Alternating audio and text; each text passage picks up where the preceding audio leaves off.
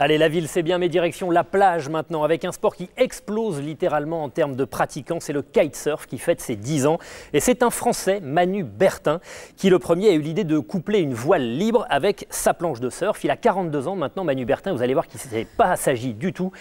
Il est toujours en quête d'aventure et de records. Nicolas G et Chloé Lecomte ont essayé de suivre, pas facile.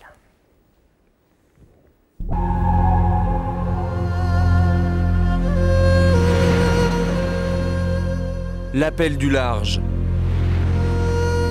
Manu Bertin est un géant des mers. L'eau est son terrain de jeu, l'air, son élément. La nature est capable de produire des tableaux extraordinaires en termes de beauté pure. Et donc j'y suis sensible et j'essaye de retransmettre ça. Je crois que dans mon travail, il y a un côté très important, c'est la transmission. Douarnenez dans le Finistère. Comme un marin revient au port, Manu Bertin est rentré vivre chez lui, en Bretagne. Pendant 5 ans, son quotidien s'est écrit loin d'ici, à Hawaï.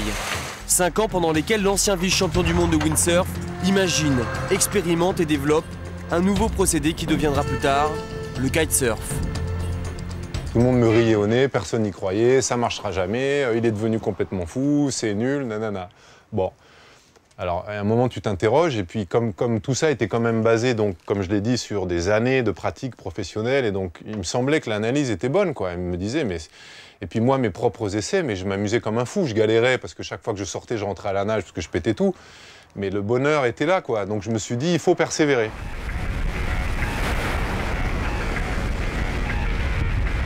Il faut dire que Manu Bertin ne manque pas d'air.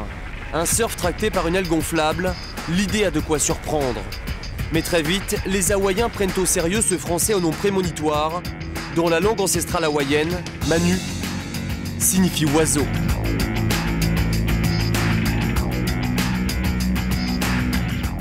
I've never seen a guy in this big waves and so little wind being able to surf the waves with the wind, and the kite is fantastic. Je me rappelle vraiment au début, je me disais, mais c'est magique, quoi. On a l'impression de... on a l'impression de marcher sur l'eau, quoi. C'est difficile à dire, mais c'est vrai, quoi. C'est incroyable. On est tracté par les nuages.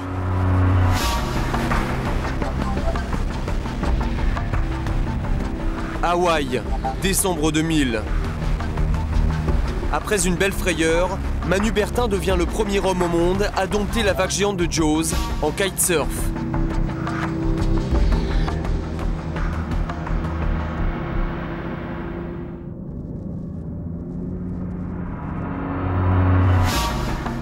C'est vraiment des masses d'eau énormes, c'est-à-dire c'est de l'échelle d'un immeuble qui se déplace.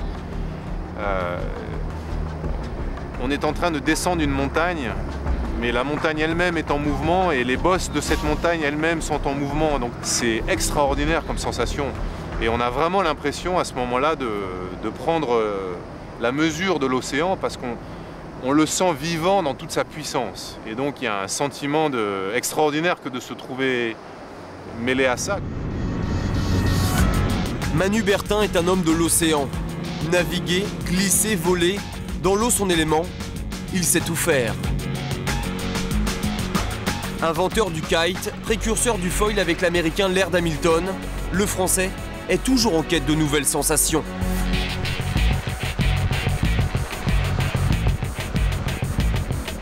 De nouveaux défis aussi, comme de surfer les eaux glaciales du Groenland.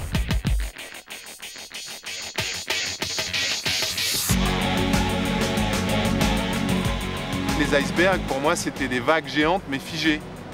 Et donc l'idée d'aller faire du kite entre les icebergs, c'était l'occasion d'aller se retrouver dans un des endroits les plus purs de la nature. Oh, c'est pas génial d'être en pleine mer comme ça. Allez, du vent! À 42 ans, Manu Bertin veut désormais naviguer au large. Après la Manche, il vient de traverser la Méditerranée entre la côte varoise et la Corse. 180 km, 6h30 de glisse pour une nouvelle première. Son prochain défi, traverser l'Atlantique. Le rêve un peu fou d'un homme devenu un pionnier, tout simplement. Voilà un dernier mot avant de nous quitter.